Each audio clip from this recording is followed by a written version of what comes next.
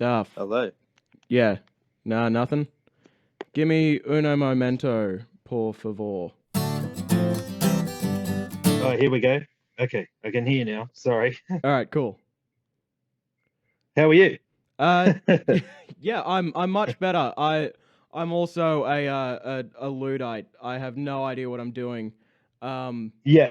but I own a webcam and a microphone, so like that's something. Well, you're halfway there, man. Yeah, I'm led to believe that that's like the entirety of this like online video shtick. Yeah. Yeah, that's all you need. You just need a good webcam, good microphone, and some enthusiasm. I've got a webcam and a microphone. I really don't want to be here.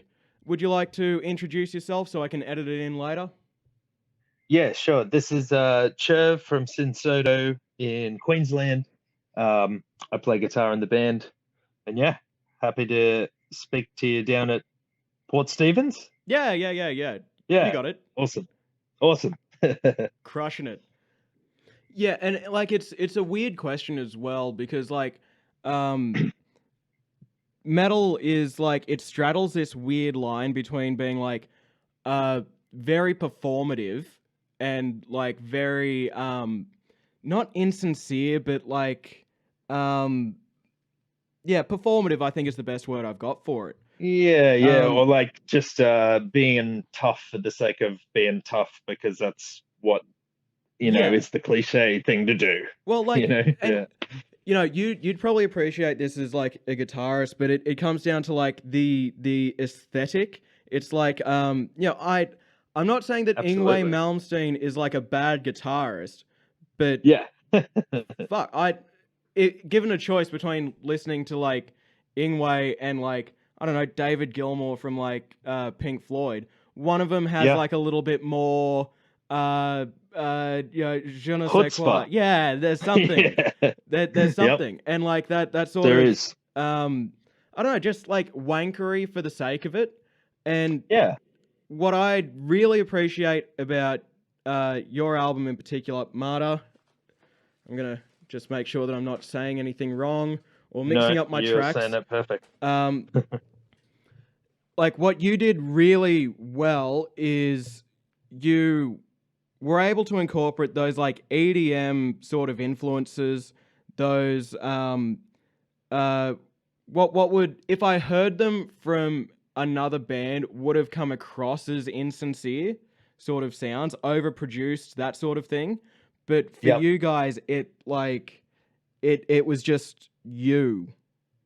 Oh man, that's a great compliment. Thank you so much. So many metal bands are keen for that like sense of authenticity that they ignore like the timbre of different instruments and like just sort of end up kneecapping themselves because and keeping themselves like in the past in a lot of ways just because of like their own sense of honesty and authenticity. Yeah. Yeah, totally. And I sometimes I get it when you see particularly like older bands that have been around for a while. I get that sometimes they have almost become a business in a way where they have employees and they have sound guys and roadies and Oh people yeah. on their team for P&R that they now have to pay, and they feel a responsibility towards that. And it must be hard to have to try and think of something original and be true to your own ideas, but also, you know, I guess it's unavoidable. You have to take all that other stuff into account if that is your reality. So Yeah, and um, a few weeks it's a ago I was strange one. talking to Sean from a Sydney Wollongong band called the Owen Guns about like Yeah, the working class roots of punk in particular, but that's also true of metal.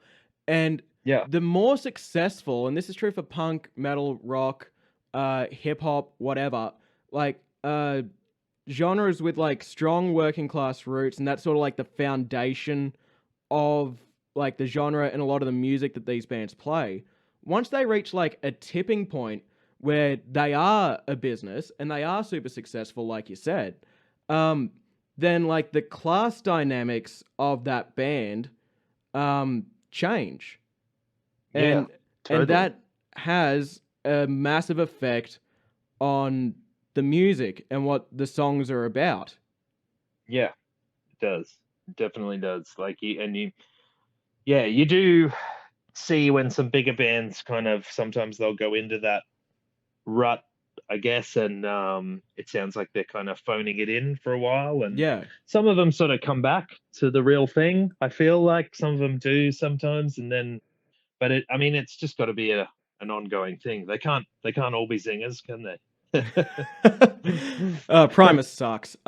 Yes, yes. Yeah. But yeah, so like I don't know. I like working this through in real time and like trying to analyze it and like run it through like a dialectical lens and see what pops out the other end.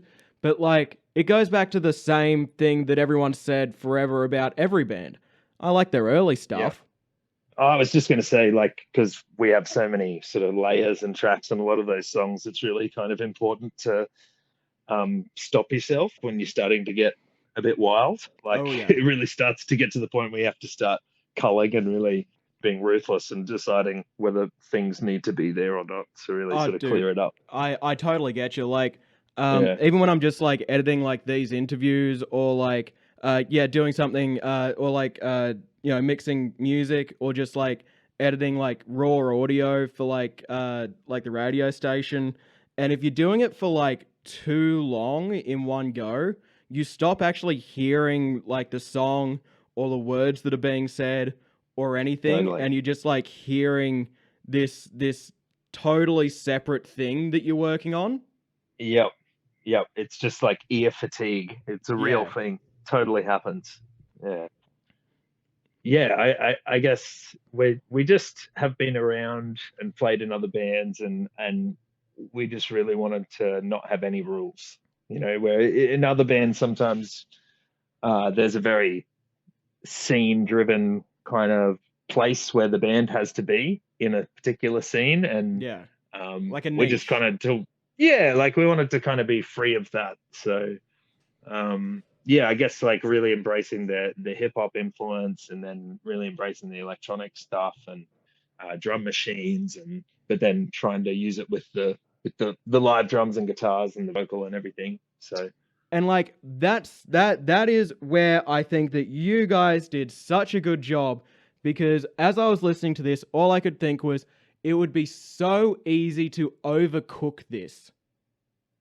yeah, yeah, it was a goulash, and we had to be pretty picky with the ingredients. So Yeah, you're not in but Flavor Town here.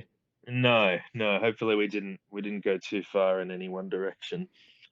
So like yeah, when I was listening to it, it was just like I can hear all the elements, I can hear all the ingredients, and I can almost hear the stuff that they took out because it would have been just that smidge too much, that little bit just over the line.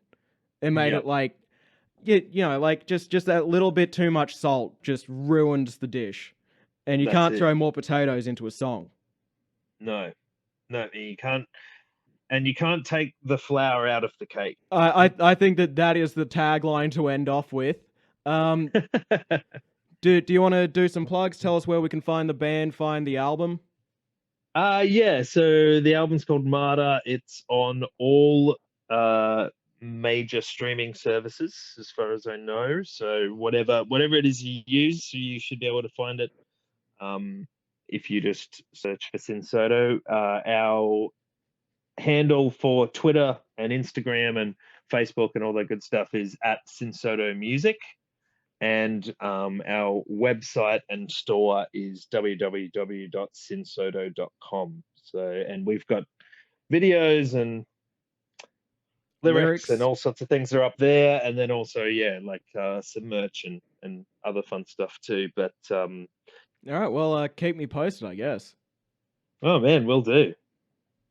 Thanks so much for having me. Yeah, And yeah, no thanks so much worries. for the feedback on the album. Yeah, I'm just gonna like fade this whole part out after the thing. Yeah, no, sick stuff. I honestly I could not be more impressed.